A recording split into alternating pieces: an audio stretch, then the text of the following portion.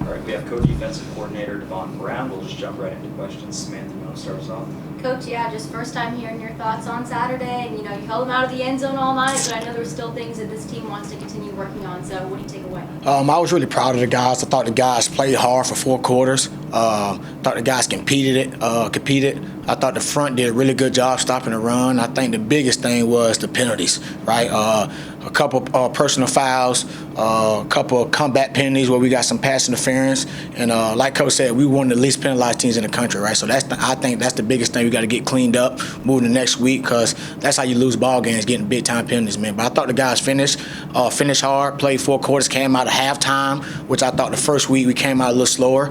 I thought the guys came out of halftime, and then they was moving the ball on us, right? We did a really good job in the red zone, but I thought the guys competed and played hard.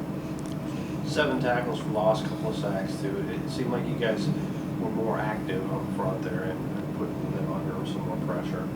To us, we challenge the guys up front, right? Because they do a lot of stuff scheme-wise to give you problems on defense, right? So we challenged those guys up front, and I thought those guys did a really good job from the inside back room, the outside back room, and D-line, man, just getting pushed, doing a really good job caging the quarterback, and because we didn't do a lot of pressure stuff from the secondary piece, right? Just those guys up front, man, winning their one-on-one battles and making plays up front. Coach, headed into a game like this, coming off of a game where you didn't allow anybody to score, how important is it for you to appreciate those guys? Like, obviously, you didn't allow a score, but you guys still have some areas that you needed to work on going into this next game.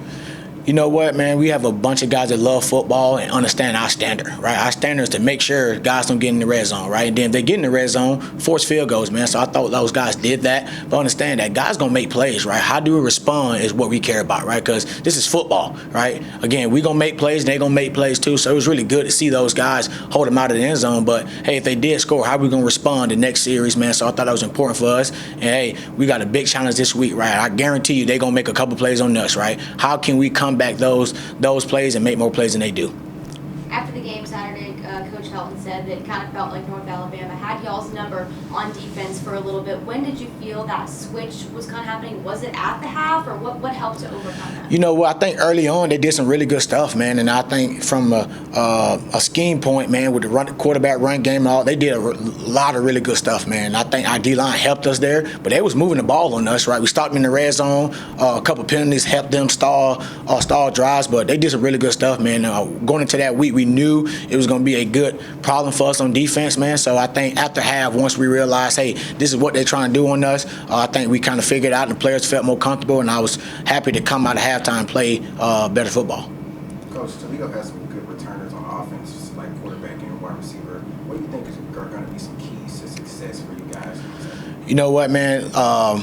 This is going to be probably our biggest challenge all year. I think those guys do a really good job as a staff and as a unit on offense, man. I think those guys make plays. A quarterback and make those all over the field. He's a good runner.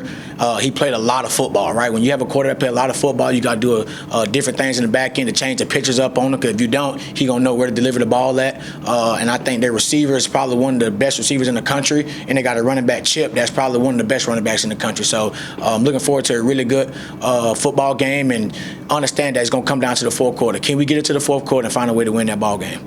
Now, last year you guys, you were part of the defensive staff that they got the win against them. 4 turnovers for us, a couple of stops in the red zone, obviously Matthews with the interceptions.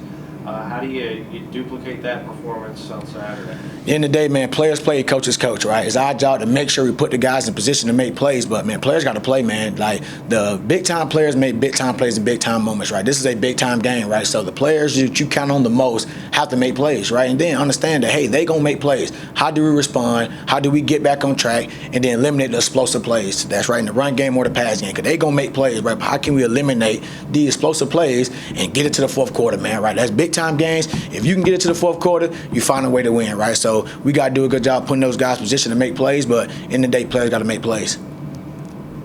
You mentioned Gleason, obviously a quarterback you guys seen. What problems does he present specifically? He's a big guy, obviously experienced, so what does he do well? I think the time he played college football and the number of snaps, the guy played a lot of football, right? Seen a lot of film, right? Seen a lot of coverages, seen a lot of structure. So I think that will give him the advantages. Understand, hey, split safety, understand single high, then understand where the ball have to get thrown there, and then giving his playmakers the ball early. I think he did a really good job of that, and then he added the quarterback run piece to it too, man. So I think he's a really good quarterback.